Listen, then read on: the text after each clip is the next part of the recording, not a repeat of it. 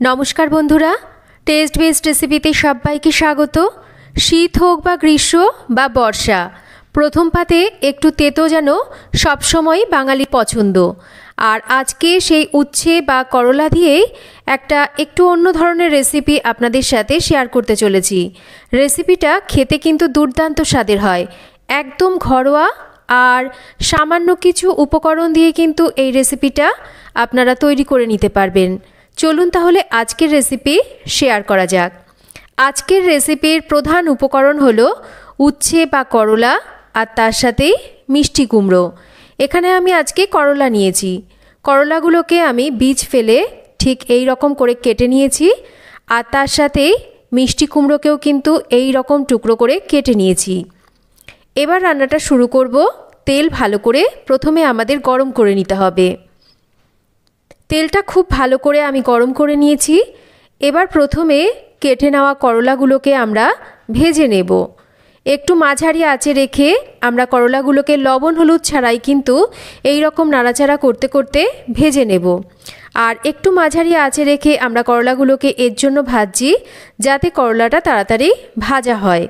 लवण हलुद दिচ্ছি না, ताते करे करलाटा नरम हो जाबे, जल छाड़बे। लवण हलुद छाड़ाई करलाटाके बेश एई रकम एकटू लालचे करे भेजे निয়েছি। एते करे करलाटा तेतोटा अनेकटाई कम लागबे। करला भेजे आमी तुले निয়েছি।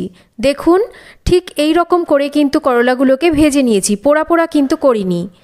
एबार एई तेलेर ओपरे दिए देब एकटू থেতো करे नेওয়া आदा।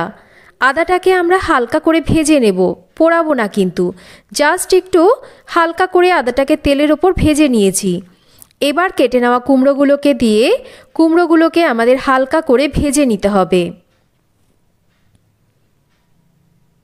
कुमड़ो हालका करे भेजे निয়েছি।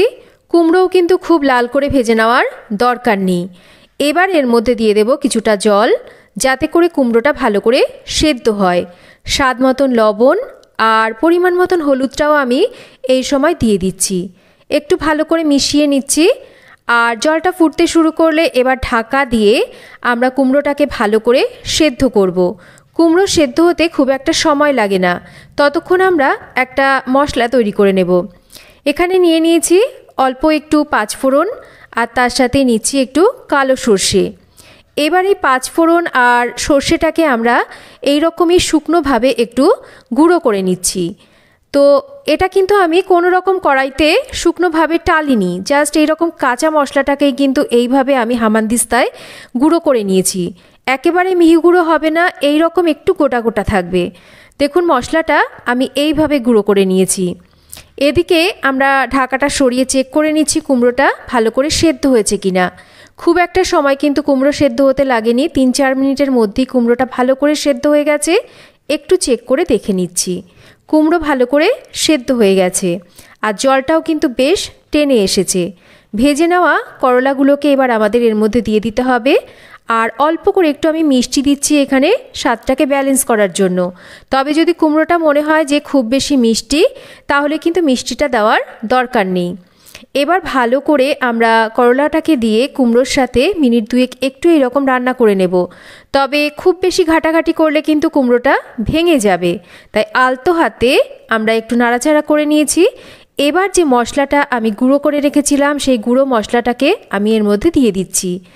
আলতো হাতে আমরা এবার মশলাটাকে দিয়ে আরও মিনিট দুয়েক রান্না করব।